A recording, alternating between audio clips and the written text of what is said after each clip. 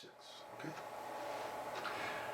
Hi everybody, my name is Michael Manna and I'm an attorney. My office is in Ridgewood, New Jersey. The telephone number there is 201-447-2800. I want to spend the next few minutes talking with you about how to use annuities to help you save money and get on Medicaid. Okay. This is for a married couple. So this is annuity planning for a married couple. It's also called whole loaf annuity planning.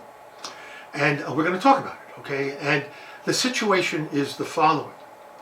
I'm going to give you a hypothetical case. We have a husband who is in a coma and is going to be in a nursing home for a very long period of time. And nursing homes, as we all know, run anywhere between $12,000 and $18,000 a month on average. I have one client, his wife is on a respirator, he's paying $30,000 a month.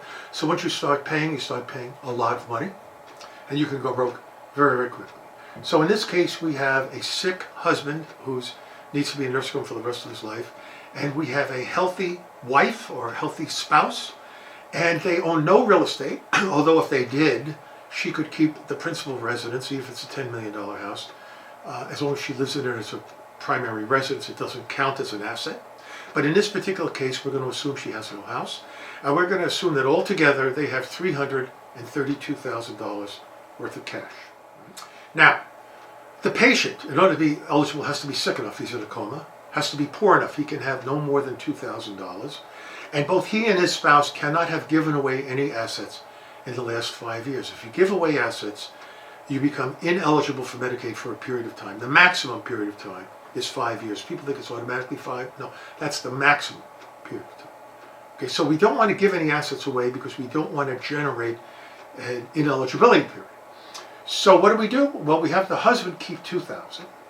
All the rest of the money we put into the wife's name, which the husband can give his assets to the wife because Medicaid does not count that as a gift, because they treat a husband and wife like they're a unit, like they're one person, and because of that they don't care if they give assets back and forth. So the husband's going to give all of his assets to the wife, so now she has $330,000 worth of assets. Now, however, she is only allowed to keep approximately $130,000. It varies from year to year. It changes based on cost of living. I think right now it's approximately $130,000. So she could keep $130,000, and she has to spend down. It's called $200,000, and we want her to spend that down without making gifts. So what does she do? She buys an annuity from a very specialized annuity company. There's only 2 of them that I know of in the United States right now that sell these products.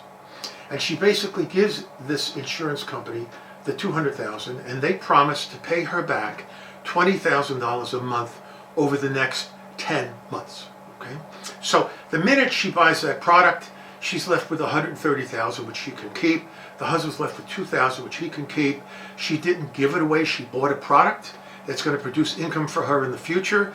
Income for a spouse does not count towards the eligibility of the sick spouse. So this is all going to work out fine. We now make a Medicaid application. He qualifies. We get him on Medicaid. And over the next 10 months, the wife gets her $20,000 a month. Over the next 10 months, she gets her $200,000 back. We got dad on Medicaid. It didn't cost him anything. We dodged the first bullet. Okay, this is a very important thing. We had to actually sue Medicaid in New Jersey to get a court order to say this is permitted. It's permitted every place else in the country, not here in New Jersey. But once we got the court order, it's fine, and we can do this. And I suggest to you that this is what you do rather than spending all your money. You know, knowledge is power. And my suggestion to you is you give our office a call, and you can speak to me, Michael Manna. The office phone number is 201-447-2800. That's 201-447-2800. Our office is in Ridgewood. And I'd be happy to either see you in the office or a phone conference with you, maybe and your children, or a Zoom conference, for no charge. And I can explain to you what's going to happen, how much it's going to cost. We charge flat fees to do this, so there's no guessing as to what it's going to cost. We would send you a written agreement in advance telling you exactly how much it's going to be.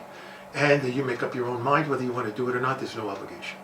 With that said, I want to thank you for listening in or watching, and I hope to hear from you soon. You take care, stay healthy.